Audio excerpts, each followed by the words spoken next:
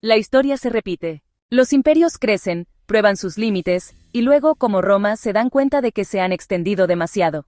Pero ¿qué tal si la lección más grande de Roma no se trata de conquistar, sino de saber cuándo detenerse? ¿Qué tal si el verdadero poder no es la expansión sin fin, sino saber dónde poner el límite? El muro de Adriano no era solo una barrera, era una declaración audaz que moldeó el destino de un imperio. Exploremos por qué su lección es más relevante hoy que nunca. El muro de Adriano se alza como uno de los logros arquitectónicos más notables del Imperio Romano, un testimonio tanto de la ingeniería militar como de la estrategia imperial. Construido en 122 después de Cristo bajo las órdenes del emperador Adriano, esta vasta barrera defensiva se extendía por la frontera norte de la Britania romana, marcando el punto más lejano del imperio en la isla. Más que solo una muralla, simbolizaba la forma de gobernar de Roma, su control y los límites de su expansión. Para entender su importancia, vamos a explorar el contexto histórico, el proceso de construcción, su propósito y su legado.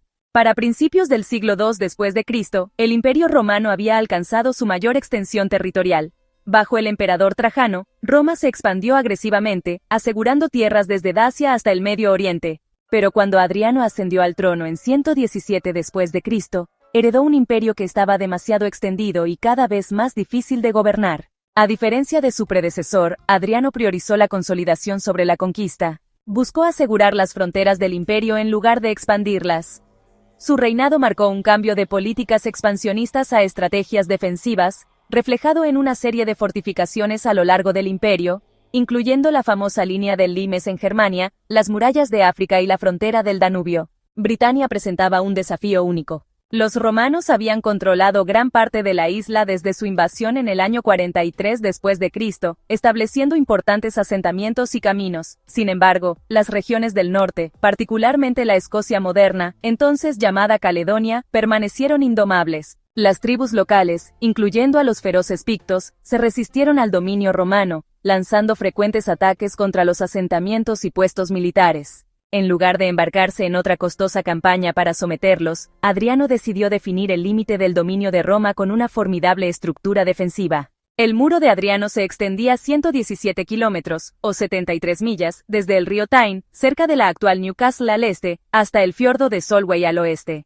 Esto no era una simple cerca fronteriza, era una inmensa hazaña de ingeniería, construida principalmente de piedra y tepetate, dependiendo de la región. La altura del muro variaba, pero generalmente alcanzaba 15 pies de alto, con una zanja de 10 pies de ancho en el lado norte, lo que reforzaba aún más sus capacidades defensivas. La construcción fue llevada a cabo por 3 legiones romanas, cada una compuesta por miles de soldados altamente entrenados. Estas legiones, probablemente la Legión II Augusta, la Legión VI Victrix y la Legión XX Valeria Victrix, no solo fueron responsables de la muralla en sí, sino también de la red de fuertes, fortines y torretas construidas a lo largo de ella. Cada milla romana, como unos 1500 metros, un castillo albergaba una guarnición de soldados, asegurando que el muro estuviera constantemente vigilado. Entre estos fuertes, había torres de vigilancia, también conocidas como torretas, que proporcionaban vigilancia adicional. En lugares clave, estratégicos, se construyeron fuertes más grandes, para albergar a cientos de tropas, sirviendo como bases de suministro y centros de comando. Uno de los fuertes más famosos, Vindolanda, les ha dado a los arqueólogos información muy interesante sobre la vida en la muralla, incluyendo cartas muy bien conservadas y objetos personales de soldados y civiles romanos. El muro de Adriano no era simplemente una barrera defensiva. Aunque ciertamente ayudó a controlar las incursiones y los ataques, también funcionaba como un punto de control aduanero, regulando el movimiento de personas y el comercio entre el sur controlado por los romanos y el norte sin conquistar. Las mercancías, el ganado y los comerciantes que pasaban tenían que hacerlo por las puertas oficiales, lo que permitía a los romanos cobrar impuestos y supervisar el comercio.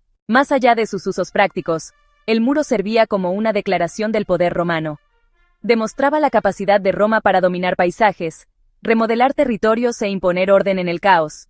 Para aquellos fuera del imperio, era un mensaje claro: este es el dominio de Roma, y más allá de esta línea, están en las tierras de los bárbaros. Para aquellos dentro, reforzaba el poderío del emperador y la presencia militar, disuadiendo cualquier rebelión. Para los soldados romanos estacionados a lo largo del muro de Adriano, la vida era una mezcla de deberes militares rutinarios y momentos de interacción con la población local.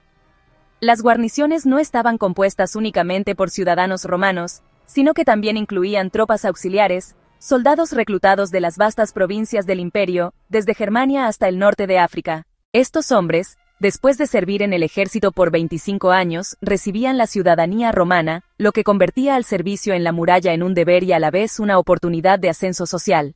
A pesar del clima duro del norte, pequeños asentamientos civiles emergieron cerca de los fuertes, ocupados por las familias de los soldados, comerciantes y británicos locales, quienes encontraron oportunidades económicas satisfaciendo las necesidades del ejército romano. Las cartas de Vindolanda, por ejemplo, incluyen de todo, desde pedidos de ropa abrigadora hasta invitaciones a cumpleaños, lo que revela una vida social sorprendentemente rica y compleja detrás de esta frontera militar.